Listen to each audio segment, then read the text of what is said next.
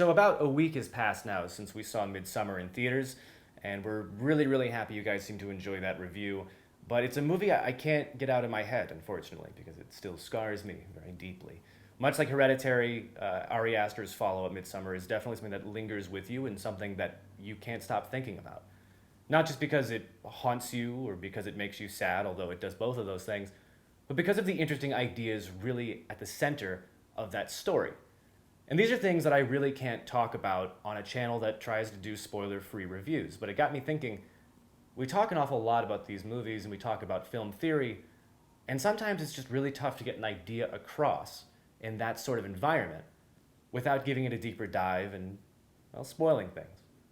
And after a conversation on Twitter, which thank you to Sly De Silva who got back to us, one of our most vocal commenters and someone who really is a big fan of the channel and a wonderful artist in his own right, I asked the question, should we look at doing some separate videos from movies that really, really hit us hard, that we really want to dive deeper into? And his answer was yes. So here we are. I don't know what to say. It's not just a joke or a meme like me when I had like a beer with talking about this movie. It's just tough. It's a tough movie to think about. It's a tough movie to go back to. It's much like trauma. It's a place you don't want to take your mind. But it is beautiful. And there were a lot of things when I was discussing Midsommar in my review that I ended up cutting because they just don't make a lot of sense without context. And the necessary context to explain those things takes us into spoiler territory. So if you haven't seen the review and you want to see the movie, or you want to at least find out if you want to see the movie, check out that video here. If, however, you have seen the movie or you don't have any interest, like my friend Grant, who really just doesn't want to put himself through that kind of nonsense, keep sticking around. Let's have ourselves a little chat. First up, one of the biggest things that I talked about in the review that I can't really get over is all of the foreshadowing and all of the beauty from all the tapestry and the artwork and the cartoonography when they arrive in Sweden at this commune that does foreshadow most, if not all, of the horrific rituals that occur in Midsommar. It was just something that was a really nice touch and gives you at least enough of a flavor to where you understand, well, they're either going to burn a fucking bear or somebody needs to stay away from that bear, because that's going to get really bad soon.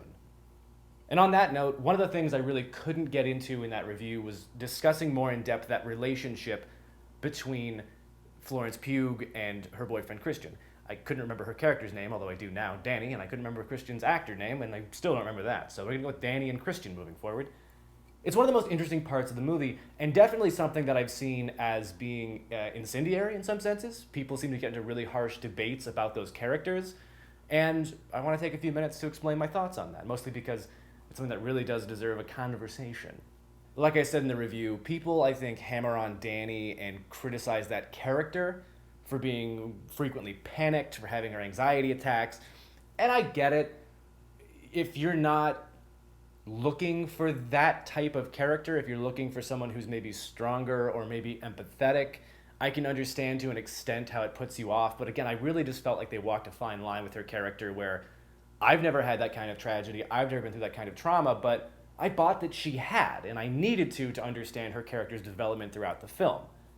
On the flip side of that, there are people who think that Christian is the worst character on the face of the earth, and that he's a monstrous human being and a horrible person. And much like the reviews of Midsommar, where some people call it the greatest film of the year and some people call it trash, I think the answer about Christian is kind of somewhere in the middle. I'd say the biggest thing about Christian is he's a coward. He's a coward from the beginning of the movie till the end of the movie. Up front, he should have broken up with Danny.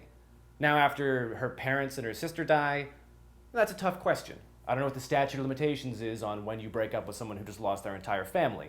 When we pick up after the credits, it's been 6 months, and I would think that by then I might have mustered up the courage, but she's in a bad spot. I really don't know when the right time is to go, well, if you thought that the dead parents thing was bad news, you might want to sit down again. It's just a tough spot.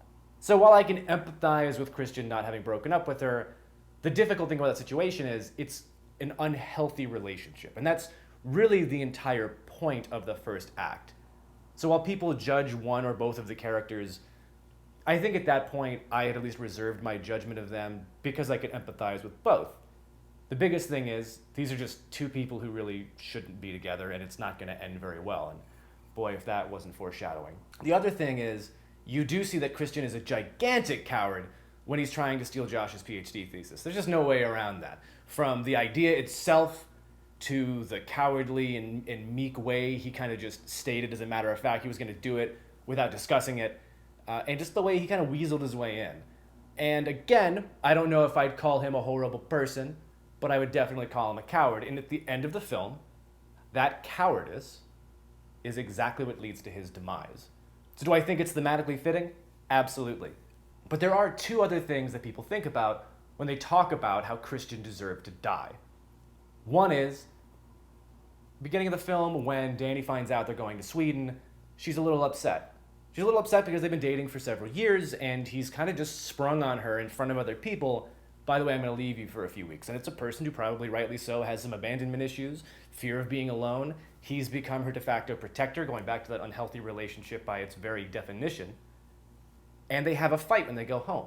And I've heard a lot of people accuse Christian's character as gaslighting Danny. And I think that there's some merit to that. Christian is definitely a character who is too afraid to say, I'm going to Sweden, it's important to me, it's important for what I do, it's something that I have to do. And because of that, he creates a terribly awkward situation.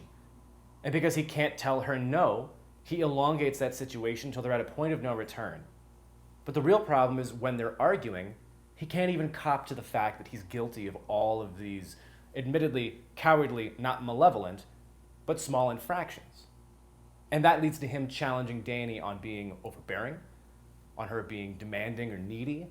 And that makes this incredibly fragile and delicate person at this time in her life retreat into a shell because she just can't lose another person. And that's the biggest travesty he commits. Now, in talking about this second thing here, I will warn that I think the description of this is close to talking about sexual assault, so just be aware of that, trigger warning, etc. The second thing people seem to talk about is the idea that Christian cheats on Danny at the end of the film, and I gotta say, I don't fucking buy it. That is not something I buy. There are things that I buy, this is not one of them. To me, it's as ludicrous to call Christian a cheater at the end of the film as it is to call their Swedish host from college a pimp for setting up the entire affair in the first place. It's a character who's been drugged, dragged into this secluded area where all of his friends are, unbeknownst to him, dead, but known to him, missing, and thrust into a very awkward situation, no pun intended. To me, that is at best a coerced action, and at worst, that is rape. I mean, what happens is definitely not consensual. The person is a person who does not seem to have his wits about him, who definitely does not seem comfortable with what's going on, and then promptly freaks the fuck out at the end of it. Now, does that say that Danny shouldn't be upset for what she witnesses? No, because she doesn't have context, but we do. So that's how I land on that. Now, all of this is to ask the question, does this change the interpretation that Christian gets what's coming to him? Not really. I mean, I think if this is a dark fairy tale, the moral of it is, for him at least, be an adult. Communicate, for the love of God. If you know something isn't working, if you know that you don't love someone, don't string them on. Commit to your actions. If you are too weak and lazy to do your PhD thesis, then, own it. Don't steal from other people, whether it's their work or their love and time. And so, yeah, I don't pity Christian, but I think it's definitely a more complex situation than most people seem to give it credit for. And this takes us to the single biggest question and topic that I want to talk about for Midsommar. The fuck does it mean? Now, in my review, I said that this is a film that works so much better metaphorically than it does literally. Here's what I mean by that. If you're trying to express an idea or some sort of moral of the story, you really can't look at it literally, because whether or not Christian breaks up with Danny or leaves her behind, he's still dying in Sweden. Even if he did everything right, he's still going to die. That does not change. And so when we talk about the metaphor of the story, we have to look at exactly what this commune means to Danny, and the realization that Danny is specifically the sort of Damocles that falls atop Christian at the end of the film. And we can talk all day, and people have, about how this is Ari Aster's masterful meditation on the breakup genre. And that's fair. There's a lot of hurt there. There's a lot of sadness, a lot of anger. But at the end of the day, the best breakup songs, when you look at the ratio between you're a piece of shit and I'm better off without you, whether it's in breakup songs, movies, books, anywhere in between, for me, the most successful pieces aren't about how much you hate your ex. It's about what you need to do to find yourself again. What doesn't kill you makes you stronger. And in this case, yeah, Danny and Christian are the vehicle for the movie to propel itself forward, but it's Danny's film. It's a film about Danny's rebirth, and that is what makes the film beautiful. It's a group that goes out to study these people who have these seemingly monstrous rituals, these people who ask their elders to commit genocide, who will kill their own to continue their religion and their cycle of rebirth. And when I talked about how this film is really a film about tolerance, acceptance, and understanding, you have to ask the question of, on some level, if the commune's right. And for Danny, by the end of the movie, she definitely seems like a woman who's found herself again and is reborn. Obviously, this doesn't mean that you should kill anybody. I hope I didn't have to make that clear, but for some of you in the back, I did. Because when we talk about spirit journeys in film, we talk about somebody going out and finding themselves. Movies romanticize drugs. This film doesn't really do that. It kind of shows things very naturally, very organically. Not that I would know. The film also deals a lot with loss, whether it's loss right in front of our eyes with the commune or whether it's the loss of Danny's family. And you realize pretty quickly that though Danny is traveling with her boyfriend and with his friends, their mutual friends, she's really traveling alone. And to me, one of the biggest questions left standing goes back to what I said in the review. I still don't quite understand the motivation of some members of the commune. Some of them seemed perfectly open about things that were happening, and some seemed to obfuscate.